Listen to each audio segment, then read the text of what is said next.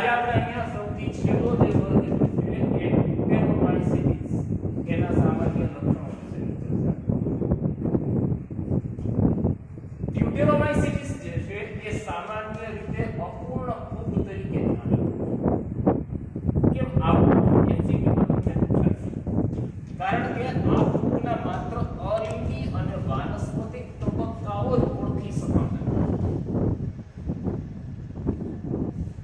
જ્યારે આ ફૂગના લિંગી સ્વરૂપો શોધવામાં આવ્યા ત્યારે એને સાચી રીતે સમાવેશ તેવા વર્ગમાં મૂકવામાં આવ્યો. હવે એવું પણ બન્યું હોય કે એની અલિંગી અને વાનસ્પતિક અવસ્થાઓને એક જ નામ આપવામાં આવ્યું હોય અને એથી એને ડ્યુટેરોમાઇસીટીસ વર્ગમાં મૂકવામાં આવ્યું અને એની લિંગી અવસ્થાને કારણે અન્ય બીજા વર્ગમાં મૂકવામાં આવ્યું. આ વર્ગ છે તે સૌથી કન્ફ્યુઝન વાળો વર્ગ છે.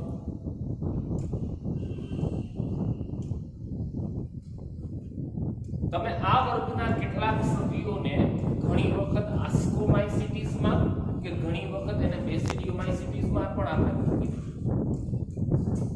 ખરેખર એ સભ્ય છે એ સભ્ય એ ડ્યુટેરોમાઇસીટીસ. જો અહીંયા આપણે કહીએ પછી જ્યારે તેમની વચ્ચેની કડીઓ સ્વીકૃત બની ત્યારે આ ફૂગને સાચી રીતે ઓળખ થઈ અને તેને ડ્યુટેરોમાઇસીટીસ વર્ગમાંથી ખસેડી દેવામાં.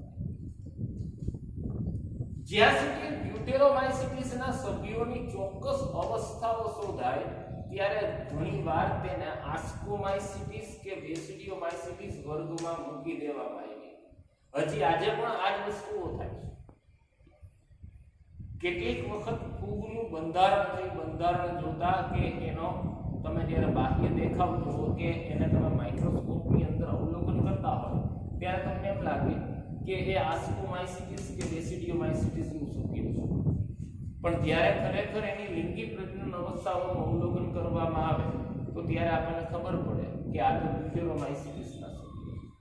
ડ્યુટેરોમાઇસીટીસની ફૂગ જે છે એ કણ બીજાણુ તરીકે ઓળખાતા અલિંગી બીજાણુઓ દ્વારા એ પ્રજનન કરતું જોવા મળે છે. એની જે કવકજાળ છે એટલે કે એનું જે શરીરનું જે બંધારણ છે કવકજાળ છે એ કેવી છે તો કે પડદાયુક્ત અને શાખિત. પડદાવાળી અને કેવી હોય શાખિત. બરાબર આપણે આગળ વાત કરી કે પડદાયુક્ત અને શાખિત એટલે હવે એની પોષણની વાત કરીએ તો કે કેટલાક સભ્યો જે છે એ મૃતોપજીવી છે. બરાબર એટલે કે મૃત સડતા પદાર્થ પર જીવતા કે કેટલાક પરોપજીવી છે. બરાબર એટલે કે અન્ય સજીવના શરીરમાં વસવાટ કરતા. જ્યારે તેમાંના મોટા ભાગના નકામા પદાર્થોનું વિઘટન કરતા વિઘટકો છે. બરાબર એટલે કે વિઘટકો તરીકે વર્તે છે અને ખનિજોના ચક્રીયકરણમાં એ મદદરૂપ થાય છે. કાર્બન ચક્ર, નાઇટ્રોજન ચક્ર, સલ્ફર ચક્ર, બરાબર આ બધા જ જે ચક્રો છે એ ચક્રોની અંદર જો વિઘટકો જે છે એ વિઘટકો જો ન હોય તો આ ચક્રો જે છે એ ચક્રીય રીતે ચાલી શકે નહીં. એટલે આ બધા જ જે ચક્રો છે ચક્રોને ચક્રીય રીતે ચલાવવામાં વિઘટકો અગત્યના છે અને આ વિઘટકો એટલે કોણ તો કે ડ્યુટેરોમાઇસીટીસ જે વર્ગ છે એ વર્ગના સભ્યો. એની અંદરના ઉદાહરણમાં કયા આવે તો કે અલ્ટરનેરિયા, બરાબર, કોલિટોટ્રાઇકમ. ઉચ્ચારમાં બરોબર ઉચ્ચાર કરવાનો, બરાબર, લખવામાં ધ્યાન રાખવાનું. કોલિટોટ્રાઇકમ અને ટ્રાઇકોડર્મા નામની, બરાબર, ડર્મા એટલે ચામડી અને ટ્રાઇકો, બરાબર. આ ફૂગ જે છે ટ્રાઇકોડર્મા નામની ફૂગ છે એ કેટલીક વખત આપણી અંદર મનુષ્યમાં કેટલાક ચામડીને લગતા રોગો જે છે એ રોગો એ ઉત્પન્ન કરવા માટે એના પછી વનસ્પતિ સૃષ્ટિના સામાન્ય લક્ષણો. તો કે વનસ્પતિ સૃષ્ટિમાં બધા જ કોષ કેન્દ્રીય હરિતદ્રવ્ય ધરાવતા સજીવોનો સમાવેશ થાય કે જે વનસ્પતિઓ તરીકે ઓળખવામાં આવે. પરંતુ કેટલીક કીટભક્ષી વનસ્પતિઓ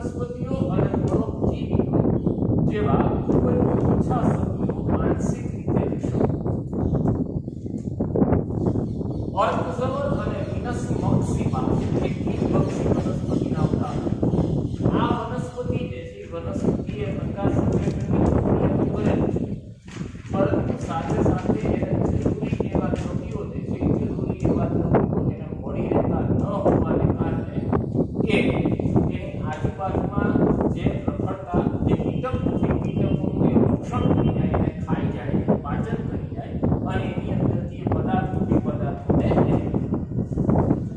અને ત્યારે પરોપજીવી છે, તે પરોપજીવી તરીકે અમલ.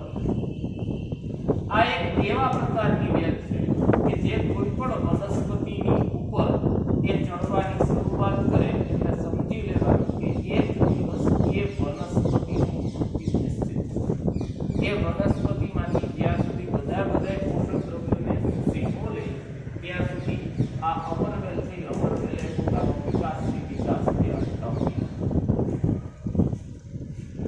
વનસ્પતિ કોષો જે છે એ મુખ્યત્વે હરિતકણ અને કોષ દિવાલ સાથેની કોષ કેન્દ્રીય રચના ધરાવે છે, જેમાં કોષ દિવાલ મુખ્યત્વે કેવી બનેલી હોય તો કે સેલ્યુલોઝની બનેલી જોવા મળે. લીફ, ત્રિઅંગી, અનાવૃત બીજધારી અને આવૃત બીજધારી વનસ્પતિઓ જે છે એને આ સૃષ્ટિ એટલે કે વનસ્પતિ સૃષ્ટિમાં સામેલ કરવામાં આવે છે.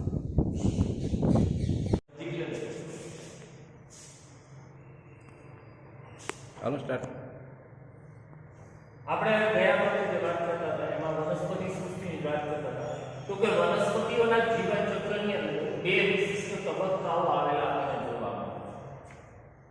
એક જે તબક્કો છે જેને બીજાણુજનક તબક્કો, જ્યારે બીજો જે તબક્કો છે એને જન્યુજનક તબક્કા તરીકે ઓળખવામાં આવે. સામાન્ય રીતે બીજાણુજનક અવસ્થા જે છે એ દ્વિતીય હોય, જ્યારે જન્યુજનક અવસ્થા છે એ એકકીય હોય અને એકબીજાને એકાંતરે આવે. એટલે કે એક વખત બીજાણુજનક અવસ્થા જોવા મળે તો બીજી વખત તમને જન્યુજનક અવસ્થા છે એ જન્યુજનક અવસ્થા જોવા મળે. એટલે કે જીવનના એક તબક્કે જન્યુજનક અવસ્થા હોય, પછી વળી પાછી બીજાણુજનક, વળી પાછી જન્યુજનક, વળી પાછી બીજાણુજનક, આમ એકાંતરે આ બંને અવસ્થાઓ આવતી રહેતી આપણને જોવા મળે.